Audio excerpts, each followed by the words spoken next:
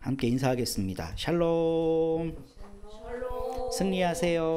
안녕하세요. 세상 누구보다 누구보다 사랑합니다. 네, 부활절입니다. 부활의 기쁨을 이렇게 우리가 함께 나눌 수 있도록 랜선으로 이어준 현대 과학기술과 문명에 참 고맙다는 생각을 합니다. 예전 같으면은 부활절은 교회에서 제일 큰 잔치가 있는 날이기 때문에 뭐 온 성도들이 같이 모여서 이렇게 뭐 계란도 나누고 뭐 그러죠. 그래서 사역하시는 분들은 토요일 날이 참 고생의 날입니다. 주님께서는 무덤에서 주무시고 계시는데 이 사역의 현장에 계시는 분들은 계란 삶고 그거 포장하고 하느라, 요즘엔 그래도 그냥 넣으면 뜨거운 물에 넣으면 싹 이렇게 해주는 그런 게 발달이 좀 돼갖고 괜찮은데, 옛날엔 일일이 하나하나 다 포장했어야 되죠. 그래서 예수 안 믿는 사람들도 크리스마스 때는 교회 가갖고 선물 받고, 부활절에는 교회 가서 계란 먹고 뭐 이런 게 문화로 좀 정착했던 것 같습니다. 좀 어려운 시대 때 우리나라 상황에서 부활절의 의미를 좀 생각해 보면, 계란 하나 먹기 힘든 시절을 보냈었잖아요. 6.25 이후에 너무 가난했기 때문에. 그때 교회가 음식을 나누고 뭐 추수감사절이면 뭐 국밥도 같이 나눠 먹고 이랬던 게 우리나라를 좀 위로했던 측면도 있었던 것 같아요. 그래서 오늘날은 부활이 어떻게 사람들을 위로할 수 있을까? 부활절에 교회가 뭘 하면 사람들이 위로받을 수 있을까? 이런 고민도 함께 해보게 됩니다. 지금은 워낙 풍족한 시대라 계란 나눠준다고 위로받지 않거든요. 뭘 하면 사람들이 위로를 받을까? 그냥 하나의 예로 교회가 광장에서 더 따뜻한 세상이 오기를 외치는데 함께 할 때 고마워하지 않을까 싶습니다. 안병무 선생님이 세운 향림교회라는 교회가 있는데, 그 광화문으로 옮겼어요. 원래 을지로 쪽에 있다가 광화문에서 요번 탄핵 정국에 엄청난 집회들을 했잖아요. 근데 그 교회가 공간을 개방한 거예요. 화장실도 쓰고, 그 뭐 무슨 면세점 이런 데 가면 집회하는 사람들이 올까봐 화장실을 다 잠가 놓거든요. 근데 화장실을 개방하고 집회하다가 너무 추운 사람들 쉬어갈 수 있도록 방바닥 따뜻하게 하고, 이 공간을 개방해서 9시 뉴스에도 나왔습니다. 그러니까 그런 일들을 사람들이 보면 위로 좀 받았을 것 같아요. 아, 그래도 제대로 된 역할을 하는 교회가 있긴 있네, 이런 위로들을 좀 받았을 것 같습니다. 여러분, 예수님이 부활하신 거 믿으세요? 한 명밖에 아멘을 안 하는데 여기 끄덕끄덕 하고 계시는구나. 어떻게 믿으시나요, 부활하신 걸?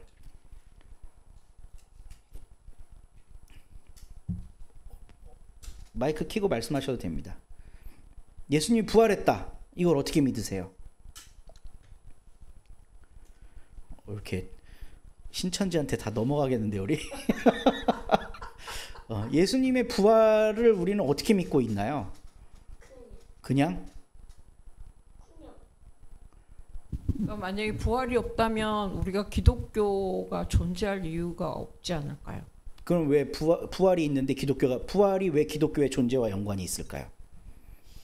그러니까 한 사람으로 인해서 모든 인류가 멸망한다면 또 한 사람으로 인해서 다 산다고 아까 말씀에도 나왔잖아요.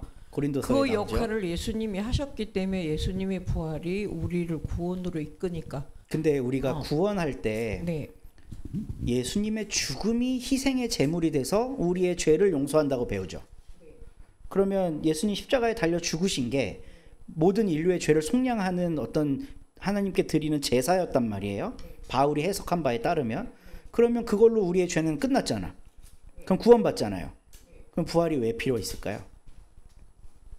민동주 성도님. 그냥 말해도 되는 거죠. 그냥? 말해보세요. 그냥 말해도 돼요. 말해주세요. 그냥. 네. 다음에 얘기해보세요. 그럼 우리가 사실 부활이라고 하는 거를 교회는 아주 오랜 시간 동안 역사적이고 과학적인 사실로 가르쳤어요. 역사적이고 과학적인 사실로 받아들이지 않으면 믿음이 있는 거다, 없는 거다? 없는 거다. 그럼 역사적이고 과학적인 사실로의 부활이 나한테 무슨 의미가 있을까요? 내가 믿음이 있는 사람인가 없는 사람인가를 재는 척도 이상 이하도 아닙니다. 그렇죠? 아니 솔직하게 우리의 과거의 신앙을 돌아보자니까요. 부활을 믿어 그럴 때 끄덕끄덕하고 아멘 하신 분들이 여기 한 절반 정도 있어요. 이게 또 저게 왜 저걸 물어보는 걸까 하고 이렇게 그냥 보고 계신 분도 있고, 우리가 부활이라는 걸 믿습니까? 라고 물었을 때 끄덕끄덕하는 거는 내가 믿음 있는 사람이라는 걸 증명하는 거 말고는 더 다른 영향이 없다고요. 그래서 우리는 부활을 역사적이고 과학적으로 받아들이느냐 안 받아들이느냐의 사건으로 만들어놨어요. 그러면 성경은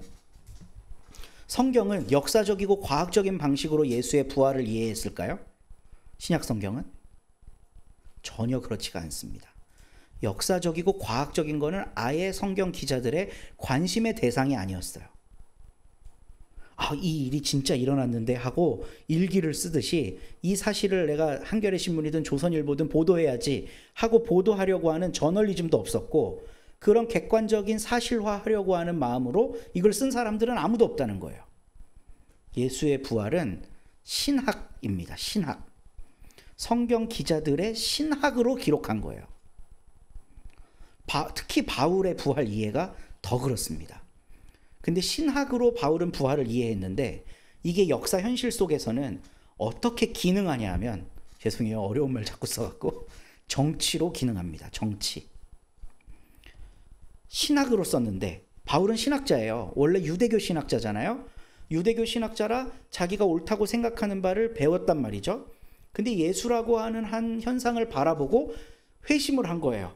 신학적 관점을 바꾼 거예요. 그랬더니 모든 게 다 새롭게 보인 겁니다. 그래서 바울은 예수의 부활이 자기 신학에 있어서 가장 중요한 소스가 됐어요. 그래서 바울이 예수가 부활했다고 기록을 하는데 이걸 누구한테 보여줘야 될 거 아니에요. 보여줬을 때 이건 어떤 효과가 있냐 하면, 신학적 효과도 물론 있지만 정치적인 효과가 있어요. 어떤 정치적인 효과가 있냐 하면요, 예수를 누가 죽였습니까? 우리 요즘에 사도행전 쭉 읽고 있으니까 지금 베드로와 요한이 사람들 앞에 계속 증언을 하고 있죠. 예수 부활했다. 근데 어떤 맥락에서 부활했다고 증언을 하고 있죠? 니들이 죽인 예수가 다시 살아났다 그러죠. 유대인 너희들이 죽인 예수가 다시 살아났다. 이거는 무슨 의미일까요? 니들이 틀렸다는 거예요. 사두개파, 바리새파, 성전 지도자, 헤롯 땅, 그리고 로마의 정치 권력이 연합해서 예수를 최종적으로 십자가에 달아 죽였잖아요. 비참하게 죽이고 무덤에 갖다 넣었단 말이에요. 그러면 최후의 승자가 누구야 지금? 예수를 잡아 죽인 사람들이 승자죠. 그렇죠? 승자잖아. 지금 역사 현실 속에서는 이들이 이겼잖아요. 아이고 저 갈릴리 도당 사람들 많이 끌고 다니더니 뭐 기적도 일으키고 한다더니 그거 다 사기였어. 결국은 저 사람의 최후를 봐. 죽었잖아. 근데 바울과 사도들은 예수가 다시 살아났다고 얘기하잖아요. 이게 어떤 정치적인 효과가 있냐고 한번 생각해 보시라는 거예요. 예수를 잡아 죽인 너희들이 틀렸던 거다 라고 하는 걸 선언하는 거예요. 그러니까 예수의 부활이라고 하는 건 바울의 신학적 관점으로 소개했고, 이게 역사 현실 속에서는 정치로 기능했다는 겁니다. 물론 다른 해석도 있지만 제가 오늘 이 얘기를 하려고 하는 이유가 있는 거죠. 그러니까 성경 기자는 그 누구도 예수의 부활이 역사적 사실이다, 과학적으로 증명할 수 있는 거다라는 관점에서 쓴 적이 없다는 거예요. 근데 오늘날 교회는 초기 교회 사도들과 성경의 저자들이 예수의 부활을 이해하는 방식대로 성도들에게 가르치질 않아요. 이거를 역사적 현실이라고 믿느냐, 과학적 사실이라고 믿느냐. 과학이라고 하는 건 법칙이 있는데 하나님이 개입하면 이 법칙이 깨지는 거야. 죽었다가 살아나는 거 원래 안 되지. 하나님이 개입하면 이게 깨지는 거야. 너 믿어 안 믿어? 이렇게 가르친단 말이에요. 이해가 되시죠? 그러니까 우리는 초대교회 성도들이 부활을 이해하는 방식과 완전히 다른 방법으로 예수의 부활을 이해하고 있다는 겁니다. 그냥 내가 믿음 있는 사람이냐 아니냐를 판가름하는 잣대 정도로만 생각하는 거예요. 그게 과학적이고 역사적이지 않은 것처럼 보이지만 나는, 내 신앙은 그게 역사요 과학이라고 믿어 라고 우격다짐으로 우기는 거, 이거를 해야 내가 신앙인인 것처럼 보이거든요. 그거를 안 하면 신앙인이 아닌 것처럼 평가받죠. 그런데 우리는 1세기로 돌아가서 사도들과 성경의 저자들이 예수의 부활을 이해한 방식을 다시 한번 살펴볼 필요가 있습니다. 최초의 부활을 붓으로 써서 증언한 사람은 복음서 기자가 아니라 바울이에요. 바울이 바울 서신서가 제일 먼저 쓰여졌습니다. 성경에서는. 복음서는 후발주자죠.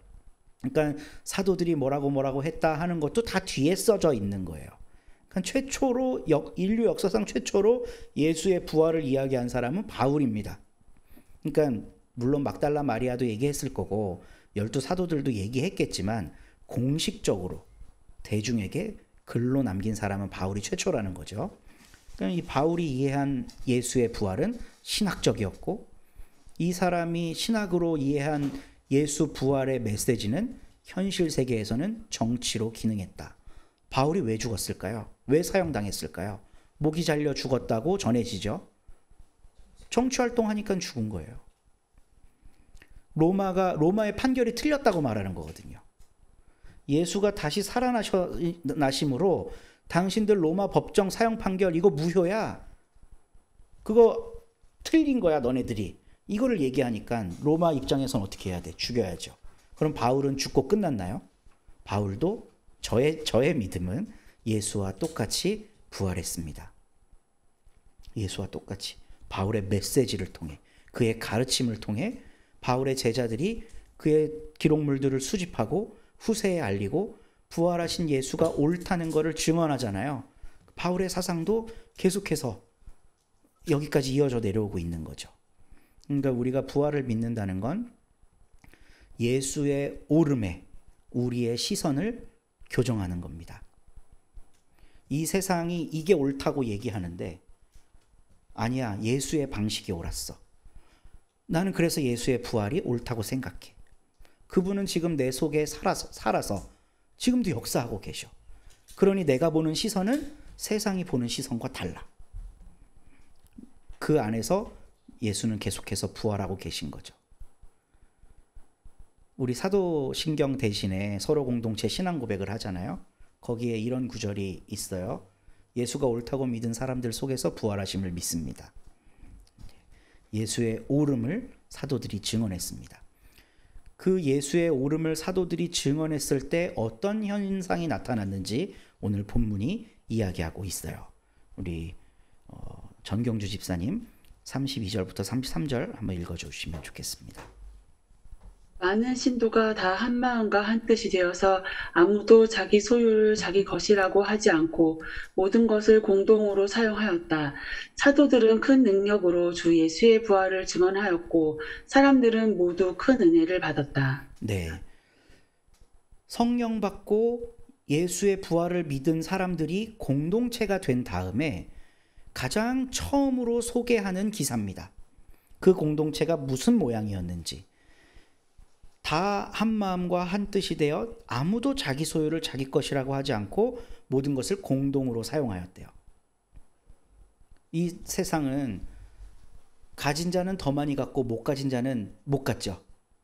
그러면 가난한 사람들이 생기잖아요. 근데 구약 성경에서 가난하다는 게 어떤 의미냐 하면요. 구약엔 가난이란 말이 굉장히 많이 나와요.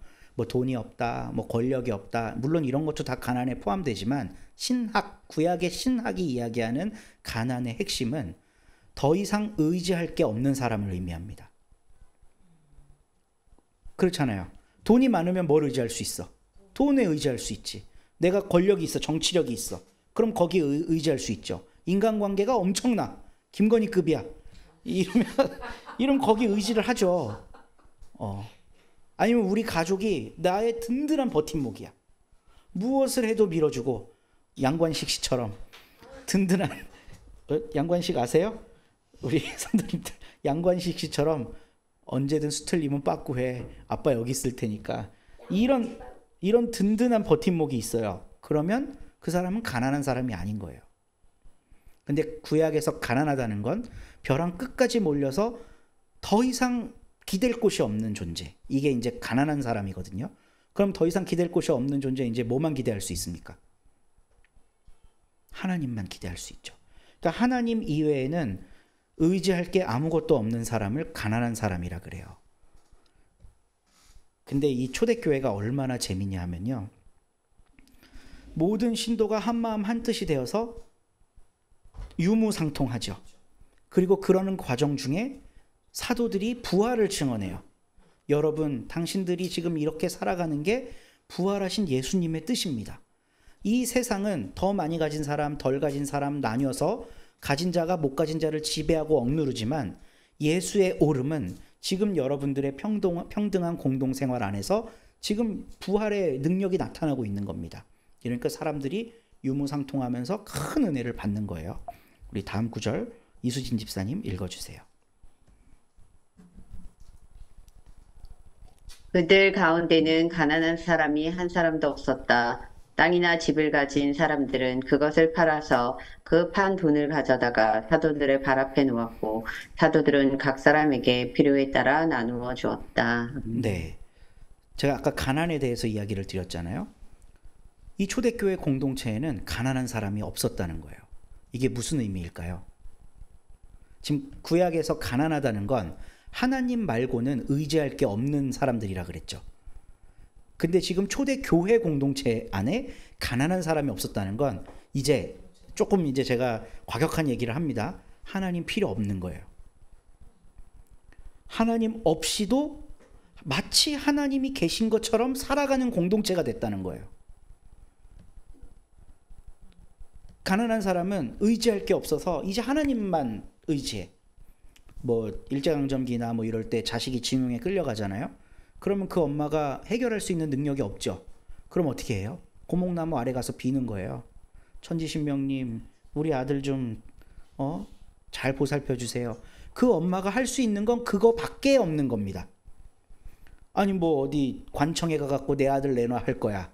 아니면 돈을 많이 써갖고 몰래 빼내오기라도 할 거야. 그거 다 못해요. 아무것도 못해. 그러니까 고목나무 아래서 비는 거거든요. 그게 가난한 사람인 거예요. 근데 예수의 부활을 믿은 공동체가 이 사람들의 울타리가 되어줌으로써 기댈 자리가 된 겁니다. 기댈 곳이. 하나님밖에 난 의지할 존재가 없어 라고 생각하던 사람들이 교회 안으로 모여들면서 이제 하나님이 없어도 마치 하나님이 내 등을 받쳐주시고 있는 것과 같이 가난하지 않은 상태가 됐다는 거예요. 유무상통함으로써 이게 초대교회가 예수의 부활을 믿은 그 부활의 증언에 감동받은 사람들이 이루었던 첫 공동체의 모습입니다. 그리고 그 다음에 아주 대단한 사람이 한 명 나오는데요. 우리 신집사님 한번 읽어주세요.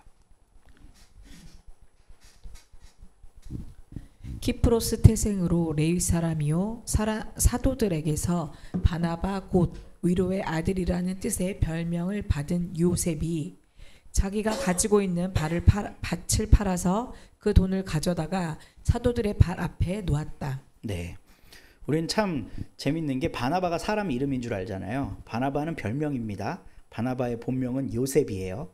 요셉 하면 뭐가 탁 떠오르시나요? 창세기가 떠오르죠. 거기서 꿈쟁이였던, 그러나 온유하고 겸손하게 하나님의 꿈 해석을 받들며 살아서 결국 총리까지 이른 이스라엘 사람들이 제일 부러워하는 사람 중에 하나죠. 이런 사람, 요셉 같은 사람이었으면 좋겠다, 내 자식이. 이런 꿈을 갖겠죠. 그래서 유대인들은 요셉이라는 이름을 많이 짓는다 그래요. 그리고 야곱이나 다윗, 데이비드 이런 이름은 잘 안 짓는답니다. 데이비드는 위대한 왕이지만 신명기적 역사관에 따르면 위대한 왕이 아니거든요. 엄청 여자가 많고 바람피고 인구조사하면서 하나님께 큰 형벌까지 받은 이런 사람이거든요. 어떤 관점에 따르면. 그래서 유대인들은 요셉이라는 이름을 좀 많이 선호한다 그래요. 근데 이 요셉이 레위 사람이랍니다. 레위 사람. 신명기와 민수기에 따르면 레위 사람은 땅을 가질 수 있을까요? 없을까요? 없어요. 근데 왜 어떻게 자기 밭을 팔아서 사도들의 발 앞에 내놓지? 본래 유대의 율법은 레위 사람에게는 땅을 나눠주지 않습니다. 가나안 땅에 땅을 가질 수가 없어요. 근데 바벨론 포로기 이후에 신구약 중간기를 거치면서 바벨론, 페르시아, 그리스, 로마 이 네 개의 제국에 짓밟혔던 유대는요, 더 이상 하나님의 율법을 온전히 실행할 수 없는 땅이 됐어요. 그렇겠죠? 그러니까 이미 처음 모세에게 주셨던 그 율법의 정신이라는 건 이 팔레스타인 땅에서 구현되고 있지 않았던 겁니다. 그런데 고집스러운 제사장들, 사두개인들, 바리새파 사람들은 이미 안 되고 있음에도 불구하고 율법을 지켜야 된다, 예배를 수호해야 된다라고 하는 이 고집스러움으로 똘똘 뭉쳐 있었던 사람들인 거예요. 이미 레위 사람인데 땅 갖고 있어. 물론 아마도 이 정확하게 주석에서 설명하고 있지 않지만 바나바가 가지고 있던 땅이 가나안에 있었던 땅일지 아니면 키프로스에 있는 땅일지 알 수는 없습니다. 물론 좀 이렇게 유하게 해석을 해보자면 가나안에서는 토지를 분배받지 못했지만 키프로스에서 태어났으니까 거기 땅이 있었겠지라고 유추해 볼 수 있지만 정확한 정보는 알 수가 없어요. 성경은 여기까지만 말하고 침묵하고 있기 때문에. 그래서 우리가 좀 상상을 해보자면 이미 팔레스타인 땅은 모세가 주었던 율법이 제대로 작동하지 않던 곳이었던 거예요. 레위 사람도 땅을 갖고 팔고 이럴 수 있는 그런 시대를 살고 있었다는 거죠. 이미 아닌데도 그거 꽉 붙들고 사는 사람들 때문에 일반 사람들만 고통받고 있었던 그런 시대입니다. 근데 그 시대에 이 요셉이 자기 땅을 팔아서 그 돈을 사도들의 발 앞에 놓았대요. 저는 이 구절을 보면서요, 예수의 부활을 받아들인 공동체의 모습이 바로 이거구나 싶었어요. 요셉은 더 이상 구습에 얽매이지 않습니다. 율법, 레위인에게 토지 있으면 안 돼. 그거 팔아도 안 되는 거거든요. 설령 레위인에게 토지가 허용됐다고 해도 이스라엘에서 특히 팔레스타인 땅 안에서 토지 매매가 허용됐을까요? 허용 안 돼요. 구약에 보면 아합 왕 시대에 아합이 나봇의 포도원에 올라가 갖고 그 포도원이 너무 기름지고 좋아 보이니까 뺏으려고 그러잖아요. 그러니까 내가 그거 살게 이러거든요, 처음에. 근데 나봇이 단칼에 거절합니다. 왜 거절할까? 하나님의 율법에 토지를 거래하지 말래요. 이건 내가 산 게 아니에요. 하나님이 나에게 준 거지. 하나님이 나한테 준 걸 어떻게 줘요? 이러니까 아합이 막 부들부들 떨어요. 왜냐하면 자기도 알아. 이거 뺏으면 안 되는 거. 그러니까 이세벨이 나타나갖고 그냥 김건희 같아 약간. 어이구 이 바보 같은 거. 그러고도 네가 왕이냐? 내가 살던 데서는 왕이 최고야. 하나님이야. 저거 그냥 죽여버리면 되는데 뭔가 바보도 아니고 뭐 왕이 이래?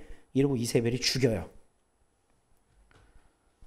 하지도 않은 잘못을 뒤집어 씌워갖고 저 사람이 반역을 모의했습니다. 이래서 나봇을 죽여버리고 그 나봇의 땅을 갖는단 말이에요. 그러니까 이 땅이라고 하는 건 이스라엘 율법 정신에 따르면 매매할 수 없는 거예요. 나다나엘이라는 사람 나오죠. 예수님이 나다나엘을 보고 저 사람은 참 이스라엘 사람이다. 이러니까 나다나엘이 당신 내가 누군 줄 알고 참 이스라엘 사람이라 그러시오. 네가 네 무화과 나무 아래에 쉬고 있는 걸 내가 봤다. 당신이 선생님이군요. 바로 바뀌어요. 이게 뭐냐면 나봇은 자기 땅에서 나는 무화과 나무의 열매로 자기도 먹고 10의 1조를 하나님께 바치는 그 이스라엘의 전통과 율법을 지키고 있었던 사람이었던 겁니다. 타락한 시대에도, 로마 때문에 타락한 시대에도 이스라엘 전통을 지키고 살았던 사람이기에 예수님이 너는 참 이스라엘 사람이다 그런 거거든요. 근데 바나바는 땅을 파는 걸 주저하지 않습니다. 레위인에게도 땅이 허용이 돼서 뭐 거기서 나는 소출로 먹고 사는 시대가 됐다? 그래도 팔면 안 돼. 원래 레위인한테 땅이 있으면 안 돼. 그런데 그 땅을 팔았다는 거예요.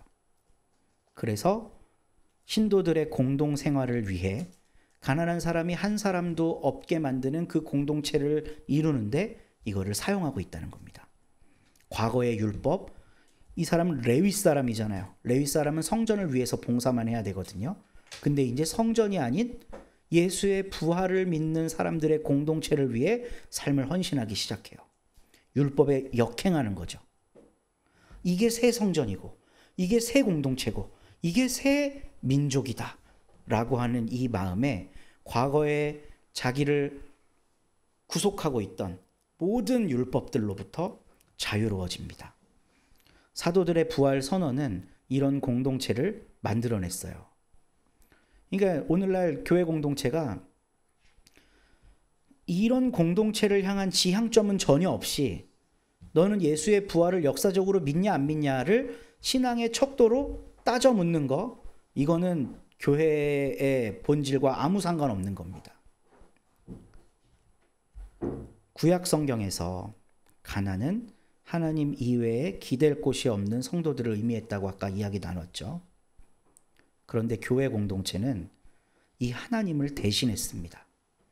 초대교회 성도들은 교회를 의지해서 더 이상 가난하지 않았습니다. 그들은 유대인이었지만 특히 레위 사람 요셉 같은 사람은 제사장 가문이잖아요. 유대인이었지만 구습에 얽매이지 않습니다. 땅을 가져야 되네 말아야 되네, 성전을 위해 봉사해야 되네 말아야 되네, 이런 자기들의 전통에 얽매이지 않았어요.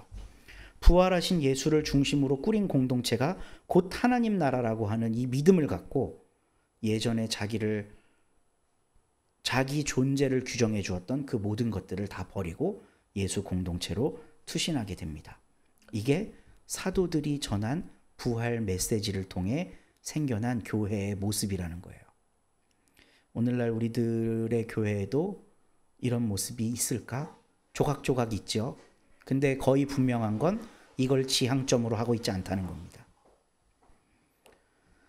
부활 메시지를 선포한 그 결과물로 이런 공동체가 이루어져야 된다고 하는 것을 지향하지 않아요. 우리는 부족하기 때문에 못할 수도 있죠. 이걸 다 실현해내지 못하고 살 수도 있어. 그러나 적어도 이걸 꿈꾸며 살아야 되는 거 아니에요? 근데 이 꿈을 더 이상 꾸지 않습니다. 왜냐하면 교회가 이미 거대한 힘을 가진 공동체가 되어 있기 때문에 그래요. 우리가 힘을 모으면 정치인도 뒤바꿔 버릴 수 있다고 생각하기 때문에, 우리가 힘을 모으면 국회의원들이 벌벌 떨면서 내 말대로 법안을 상정해 줄 수 있다고 생각하기 때문에, 이거는 예수가 옳다, 예수의 부활이 우리 사회의 연약한 사람들에게 소망과 힘이 된다라고 하는 게 아니라 내가 힘세니까 내 말 들어 라고 하는 태도죠. 오늘 우리는 말씀을 묵상하면서 부활절을 맞아서 사도들이 전한 부활 메시지가 어떤 의미일지, 적어도 역사적이고 과학적인 사실로 받아들여라라는 건 아니었다. 이거 꼭 기억해 주시고, 사도들은 신학적으로 얘기했지만 결국 이건 그때 당시 현실 속에서 정치로 기능했다. 그럼 오늘날 우리들은 이 부활의 메시지를 우리의 정치, 사회, 경제, 문화 현실 속에서 어떻게 유의미하게 나타낼 건가, 이거를 고민하는 게 교회의 숙제일 겁니다. 말씀 의지하며 부활의 기쁨을 맞이하는 여러분 되시기를 축복합니다. 우리 함께 찬양할 텐데요.